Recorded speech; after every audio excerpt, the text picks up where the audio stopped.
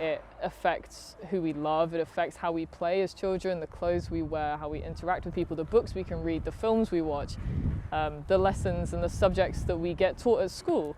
It affects everything. From the moment we're born, we become part of a population divided in two.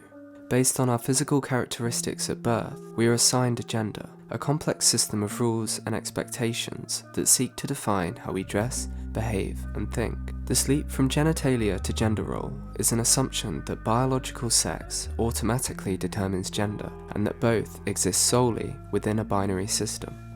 This is the gender con. We are told that sexes in humans are biologically concrete, but many people's bodies possess a combination of physical characteristics, typically thought of as female or male. This is known as being intersex, and it's the reality of life for almost 2% of live births. The gender binary, however, does nothing to account for these 150 million people living worldwide today. This can make the many types of gender confirmation surgery the only option for intersex and trans people that are excluded by the binary system, such as Elliot Douglas, who underwent top surgery in 2018 as part of his medical transition. So I first wanted to have gender confirmation surgery when I was about 13 or 14 because my chest grew quite quickly and developed quite quickly. I remember being about 14 and saying to my mum that I wanted a reduction on my chest because I was just so uncomfortable with it. For me, having the chest that I had prior to surgery, it felt like that was over the top of what should have been there. So what I have now was what's always been there, but the chest that I had before, that was what needed to go, that was what felt unnatural to me.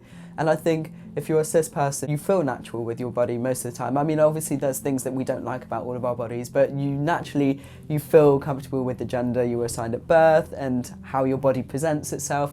Having my gender confirmation surgery was the best thing that ever happened to me. It really did save my life, and I know that I wouldn't be here without it. But current NHS wait times and government funding allocation makes this a very difficult prospect for those without the resources to go with private treatment. The problem that I think with the NHS clinics is that they've not been prioritised. The government are aware, people are aware that this is an issue, but nothing is being done about quelling the waiting times. It's getting to the point now where it's actually in a crisis. It's not about whether they are actually going to transition or not, but if they have questions and they're questioning it, and they should feel like they're able to at least talk to someone about that.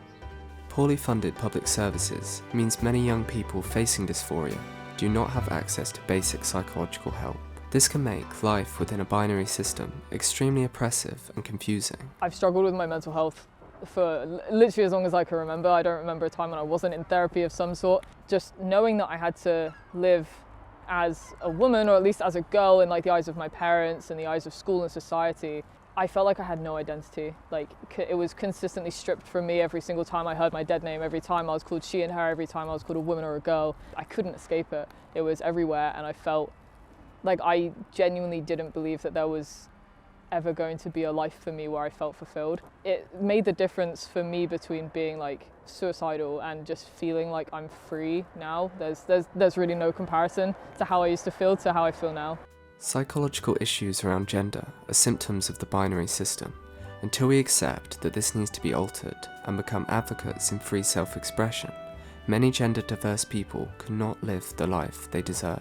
Like life just feels like I have a future now. I can see myself being a dad, which like I never wanted children before, and now anytime I like see a kid, I'm like, oh, please let me be a dad. Like I just have all these goals and these aspirations that feel tangible now. It's just such a beautiful feeling, and I never thought I'd feel it.